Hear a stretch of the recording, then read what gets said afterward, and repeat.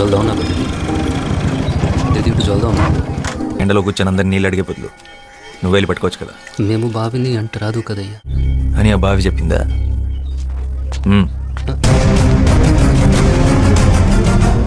ఆడు పంచముడు, ఆడెలా బావిని ముట్టుకుంటాడు. వాడు తక్కువ కులం వాడు. అయితే దాహం తక్కువ వేస్తుందా? ఏ నీటి చుక్క మీద ఏ కులం పేరు రాస్తుంది? వాడు అంటారని వాడు. అంటరాని వాడైతే మరి వాడు నడిచిన నేల మీద నువ్వెందుకు నడుస్తున్నావు? వాడు ఇదే ఊర్లో పుట్టాడు, ఇదే ఊర్లో పెరిగాడు, ఇదే మట్టిలో కలిసిపోతాడు.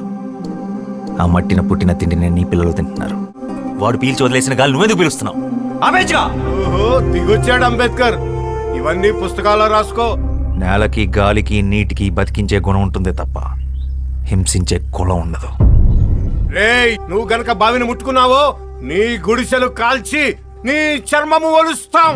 వద్దు బాబు, నాకు నీళ్ళొద్దు ఏమొద్దు.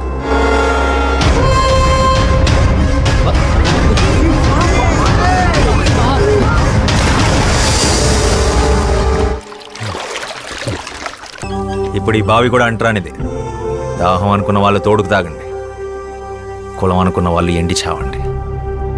వాడి గుడిసె జోలికి వెళ్ళావో నీళ్ళెక్కడుందో ఈ శ్యామ్ సింగరావుకి బాగా తెలుసు.